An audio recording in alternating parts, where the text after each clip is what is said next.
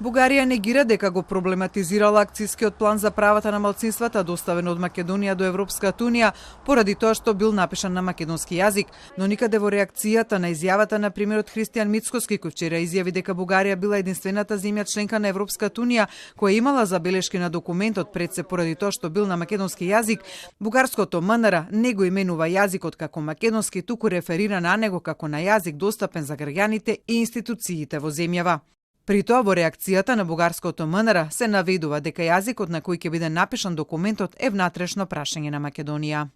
Прашањето на кој јазик треба да биде планот за правата на заедниците кои се очекува од Северна Македонија е внатрешно прашање на соседната земја и не е тема на билатералните односи.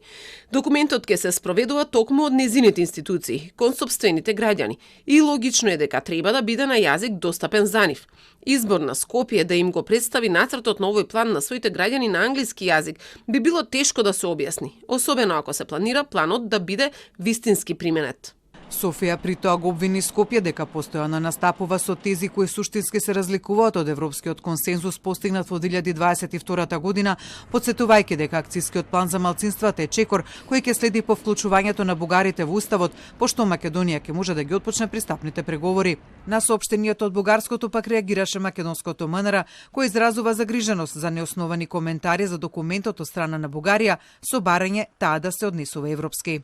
Загрижува фактот што наместо да биде поздравен како конструктивен чекор напред, документот е предмет на апстрактни и неосновани коментари од страна на Бугарија, што не придонесува за градење доверба и добра верба меѓу двете држави. Наместо неаргументирани коментари од нашиот сосед, очекуваме европско однесување, меѓу другото и по однос на целосната почит и признавање на македонскиот јазик. При тоа од македонското МНР информираат дека предлог акцискиот план за правата на припадниците на заедниците е изработен и на македонски и на англиски јазик од домашни меѓународни експерти во блиска консултација со Советот на Европа и Европската комисија. Без овој документ да биде прифатен од сите земји членки на Европската унија, Македонија нема да може да го отвори првиот кластер од преговорите со Европската унија.